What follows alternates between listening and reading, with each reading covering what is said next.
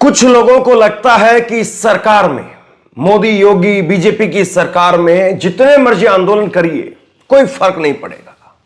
लेकिन जनता की ताकत के आगे सरकारों को झुकना पड़ा है और आज एक बार फिर से जनता ने, युवाओं ने अपनी ताकत से सरकार को झुका दिया।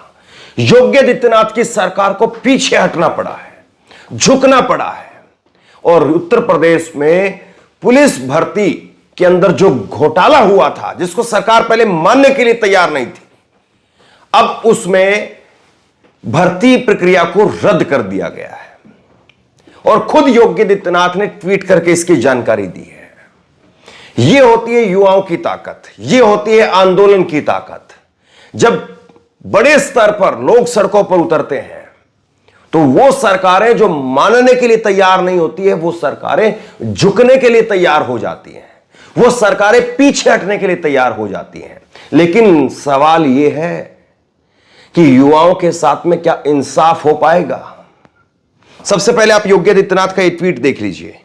योगी आदित्यनाथ ने खुद से ट्वीट किया, आज करीब 2 बजे उनकी तरफ से ट्वीट किया गया और ट्वीट करके योगी आदित्यनाथ ने लिखा, यूपी पुलिस आरक्षी नागरिक पुलिस के पदों पर चयन के लिए आयोजित परीक्षा 2023 को निरस्त करने और आगामी 6 माह के भीतर पुनः परीक्षा कराने के आदेश दिए हैं। परीक्षाओं की शुचिता से कोई समझौता नहीं किया जा सकता। युवाओं की मेहनत के साथ खिलवाड़ करने वाले किसी भी दशा में बख्शे नहीं जाएंगे। ऐसे अराजक तत्वों के खिलाफ कठोरतम कार्रवाई होनी तय है। योगी आदित्यनाथ खुद इस बात की जानकारी दे रहे हैं कि उत्तर प्रदेश में पुलिस भर्ती घोटाला होने की वजह से पुलिस की भर्ती निरस्त की जा रही है। लेकिन इन्हीं के डिप्टी सीएम बोलते रहे कि भर्ती में कोई घोटाला नहीं हुआ है, कोई पेपर लीक नहीं हुआ है। लेकिन वो पेपर तो बिके, वो पेपर तो लीक हुए और वो जानकारी सबके सामने आई। और युवाओं ने लगातार एक ही डिमांड रखी, री एग्जाम, री एग्जाम। एक ही नारा, एक ही मांग, री एग्जाम, री एग्जाम। और अब सरकार दोबारा से जो है सरकार भर्ती कराने जा रही है। लेकिन कुछ अंधभक्त टाइप की जो कैटेगरी के लोग हैं वो अभी भी बाज नहीं आएंगे। एक ये ट्विटर हैंडल देखिए, हार्दिक ये कह रहे हैं, धन्यवाद महाराज जी, आप जैसा कोई नहीं। भाई इन्हीं महाराज के होते हुए उत्तर प्रदेश में एग्जाम कैंसिल हुआ, इन्हीं महाराज के होते हुए उत्तर प्रदेश में पेपर लीक हुआ और इन्हीं महाराज के होते हुए बड़ी तादाद में, लाखों की तादाद में युवाओं को सड़कों पर उतरना पड़ा। तब जाकर के सरकार और ये महाराज वो इस बात को मानने के लिए तैयार हुए हैं कि हां घोटाला हुआ है, पेपर लीक हुआ है, अनियमितताएं हुई हैं, ये मानने के लिए तैयार हुए हैं। वरना अगर इतनी बड़ी तादाद में युवा सड़कों पर नहीं उतरते तो शायद कुछ नहीं मानती सरकार। लेकिन अब जाकर के सरकार मान रही है, अब जाकर के सरकार मान रही है कि हां घोटाला हो गया, अब जाकर के सरकार मान रही है कि हां पेपर लीक हो गया। वरना अभी तक तो सरकार डिनायल मोड में थी कि हुआ ही नहीं है ऐसा। और जो चाटुकार अंधभक्त हैं इस तरह के, वो खुद खबर लगा रहा है नीचे। न्यूज 24 की खबर लगाई इसने नीचे, जिसमें लिखा है, यूपी सरकार पुलिस भर्ती 2023 को निरस्त करती है और 6 महीने के अंदर दोबारा से परीक्षा कराने के आदेश दिए गए हैं। तो 6 महीने बाद किसकी सरकार होगी? इन्हीं योगी आदित्यनाथ की सरकार होगी। और 6 महीने पहले अब किसकी सरकार है? इन्हीं योगी आदित्यनाथ की सरकार है। इन्हीं के रहते हुए जो पेपर लीक हो गया, और ये पहला नहीं हुआ है। पुरानी फेरिस्त अगर मैं निकालूंगा तो 2022 में 12वीं कक्षा का पेपर लीक हो गया था और बलिया के अंदर कुछ पत्रकारों ने वो खबर दिखाने का काम किया था और उनके खिलाफ केस दर्ज हो गया था। तो पन्ने कुरेदने शुरू करेंगे, पन्ने पलटने शुरू करेंगे तो बहुत कुछ निकल करके सामने आएगा। लेकिन चाटुकारों को कुछ नहीं दिखेगा, चाटुकारों को कुछ समझ में नहीं आएगा। राहुल गांधी ने इसको लेकर के ट्वीट किया है। राहुल ने लिखा है, इसको लेकर के ट्वीट करते हुए, मैं राहुल गांधी का ट्वीट आपको दिखा रहा हूं। छात्र शक्ति और युवा शक्ति की बड़ी जीत, उत्तर प्रदेश पुलिस परीक्षा आखिरकार निरस्त की गई। संदेश साफ है, सरकार कितना भी सच दबाने की कोशिश करें, एकजुट होकर के लड़ने से भी अपना हक जीता जा सकता है। जो जुड़ेंगे वो जीतेंगे, जो बटेंगे वो कुचले जाएंगे। तो राहुल गांधी ने दो टूक यहां पर यह बात कही है कि अगर आप लोग इकट्ठा हो गए, एकजुट हो गए तो आप जीतेंगे, अगर बट गए तो कुचले जाएंगे। और सरकार चाहे कितनी भी सच दबाने की कोशिश करे, अगर एकजुट होकर के लड़ने से ही अपना हक जीता जा सकता है। याद होगा आपको, जब राहुल गांधी वाराणसी के अंदर थे तब राहुल गांधी ने पेपर लीक का मुद्दा उठाया था और कहा था कि आज बेरोजगारी की यह आलम है उत्तर प्रदेश के अंदर कि वाराणसी में सड़कों के ऊपर युवा नशे में घूम रहा है। और उसको प्रधानमंत्री ने राहुल गांधी पर जोड़ करके कहा कि यह युवाओं को, काशी के, यूपी के युवाओं को नशेड़ी कह रहा है, जिनको खुद जो है वो अपना पता नहीं है, जो खुद नशे में रहते हैं, वो उत्तर प्रदेश के और काशी के युवाओं को नशेड़ी कह रहा है। प्रधानमंत्री का बयान तब निकल करके सामने नहीं आया और अब तक निकल करके सामने नहीं आया जब काशी के अंदर ही, बनारस हिंदू यूनिवर्सिटी के अंदर एक लड़की रात 1 बजे बंदूक की नोक पर पूरी नग्न करवा करके उसकी वीडियो बनाई गई, उसके साथ गैंगरेप किया गया। तब प्रधानमंत्री का बयान सामने नहीं आया। और वो लड़के जिन्होंने ये सब कुछ किया वो भाजपा के आईटी सेल के सदस्य थे और वो लड़के मजे से 2 महीने तक घूमते रहे और वो लड़के जाकर के मध्य प्रदेश में बीजेपी की सरकार बनाने के लिए चुनाव प्रचार प्रसार करते रहे।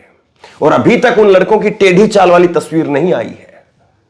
वो पुलिस ने जेल में जरूर उनको हिरासत में जो है जेल में जरूर भेजा है कोर्ट ने उनको, लेकिन उन लड़कों की वो जो टेढ़ी टांग में चलने वाली जो वीडियो निकल करके सामने आती वो नहीं आई है। और इसी पेपर लीक को लेकर के अखिलेश यादव ने एक लंबा चौड़ा ट्वीट किया है। अखिलेश ने लिखा है कि यूपी पुलिस आरक्षी परीक्षा का निरस्त होना युवाओं की जीत है, भाजपा सरकार के प्रपंचों की हार है। पहले तो भाजपा ही कह रहे थे कि पेपर लीक ही नहीं हुआ, तो अब कैसे मान लिया? इसका सीधा मतलब अधिकारी और अपराधी मिले हुए हैं और सरकार भी पीछे से अपना हाथ उनके सिर पर रखे हुए थी। लेकिन तमाम सबूतों के आगे चुनाव में ऐतिहासिक हार से बचने के लिए सरकार झुकने के लिए तैयार हो गई। भाजपा सरकार नौकरियों के नाम पर जो खेल बेरोजगार युवाओं युवतियों के साथ में खेल रही है, उसका सच अब सब समझने लगे हैं। दिखावे के लिए नौकरियां निकालना, अरबों रुपए की फीस लेना, पेपर लीक होने देना, फिर निरस्त करने का नाटक करना, यह खेल भाजपा को इस बार बहुत महंगा पड़ेगा। इस बार युवाओं ने ठान लिया है कि वो न बहकावे में आएंगे न किसी भाजपाई झांसे में। युवा अगले हर चुनाव में भाजपा को बुरी तरह हराएंगे और हमेशा के लिए हराएंगे।